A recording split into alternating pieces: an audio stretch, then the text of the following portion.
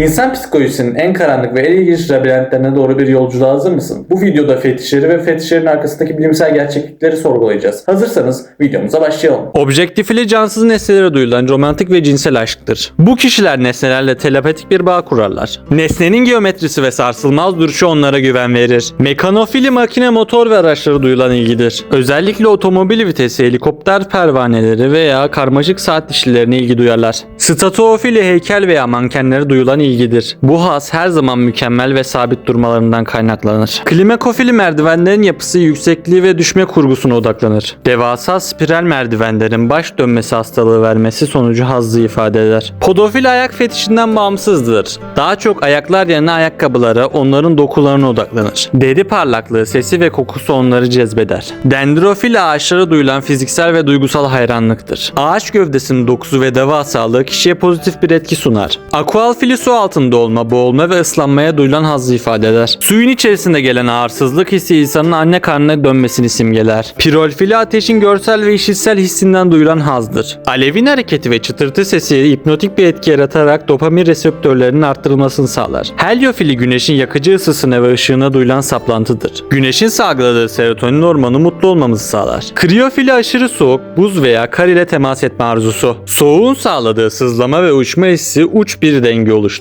Somnofili uyuyan kişiye karşı duyulan veya uyurken kendisine bir şey yapılmasından haz duyan kişidir. Tamamen savunmasız olma durumu hazzın ana kaynağıdır. Okulofili gözlere, göz kapağına veya gözün içine duyulan ilgi. Kirpiklerin hareketi veya doğrudan göz kapağına temas etme duygusudur. Laktatfili yetişkinlerde süt ve emzirme odaklı beslenme hazzı tamamen şefkat ve koruma anlayışından yola çıkar. Formikofili vücutta böceklerin gezdiği hissinin sağladığı uyarılmadır. Böceklerin ayağıyla yaptığı mikroskopik dokunuşlar sinir uçlarını uyarır. Olfaktofili belirli kokulara duyulan ekstrem ilgidir. Prizmefili soyulma, hırsızlığa uğrama veya bir suçun mağduru olma duygusu. Kronofili belli bir zaman dilimindeki nesneler ve insanlar arasındaki çekim. Abasiyofili tekerlekli sandalye veya koltuk değneği kullanan kişilere duyulan ilgi. Hareketsizliğin yarattığı bakıma muhtaç olma o kişilere güç verir. Autonebifili yetişkinlerin bebek gibi davranmasından aldığı azdır. Yetişkin hayatının stresinden kaçmak için bebek bezi ve emzik takarlar. Ursusagalmatofili peluş oyuncakları ve kostüm giymiş kişilere duyulan ilgi. Kişinin insan kimliğinden sıyrılıp yumuşak ve sevimli bir karaktere bürünme arzusudur. Emetofili kusma eylemine ve kusan kişiye duyulan sıra dışı ilgi. Vücuttan bir şey atılmasının sağladığı arınma hissiyle ilişkilendirilir. Ürofili idrar ile ilgili yapılan aktivitelerden alınan hazdır. Vücut sıvısının sıcaklığı hazzı arttırır. Koprofili dışkı ile ilgili durumlara duyulan ekstrem ilgi. Tabularla ilgili bir fetiş. Hematofili kanla etkileşime geçmekten alınan haz. Ligorofili patlama sesleri veya ani yüksek seslerden duyulan uyarılma. Beklenmedik yüksek sesin yarattığı irkilme refleksi bu hazla neden olur. Makrofili kendisinden çok daha büyük ya da çok daha küçük varlıklara ilgi duyma. Ezilme korkusuna dayanan bir güç fantezisi. Hibridofili ağır suç işlemiş mahkumlara veya katillere ilgi duyma. Tehlikeli birinin yanında güvende hissetme veya onu iyileştirmeye dayanan bir inanç. Nekrofili ölü bedenlere karşı duyulan ilgi. Partnerin tamamen hareketsiz olması bu rahatsıza güven verir. Daktilofili sadece parmak hareketlerine odaklanan fetiş. İnflatofili ise vücudun veya bir nesnenin balon ile şişirilmesinden duyulan hazdır. Patlama öncesi yaşanan gerilim bu hazzı destekler. Peki fetişlerin bilimsel sebepleri ne? Beyinde neler oluyor? Nörobilimci Ramachandran'a göre beynimizde cinsel uyarılmadan sorumlu olan bölge ile vücudun diğer bölümlerini temsil eden bölgeler komşudur. Bazen bu sinir yolları arasında sızıntı olur ve beyin normal bir nesneyi cinsel bir sinyal olarak algılar. Hepimizin çocukluk döneminde yaşadığı özel anlar vardır. Bu anlarda yanımızda bulunan nesnelerin kokusunu ve dokusunu yıllar sonra anımsayabiliriz. Ayrıca beynimizdeki kodlar o nesne ile hazzı birleştirir. Bu durum imprinting yani mühürleme olarak adlandırılır. Birçok sıra dışı fetiş, tehlike ve yasak olanlarla ilgilidir. Beyin yasak bir şey yaparken aşırı miktarda adrenalin ve dopamin salgılar. Bu durum alışılmışın dışında yüksek bir haz kaynağına dönüşür. İnsan ilişkilerinde çok fazla hayal kırıklığı yaşayan bireyler güvenli bir liman olarak cansız nesnelere veya çocukluk dönemlerine dönerler. Bu zihnin kendini koruma güdüsüdür. İnsan zihni ucu bucağı olmayan bir dehliz. Dikkat edin, bu dehlizde kaybolmayın.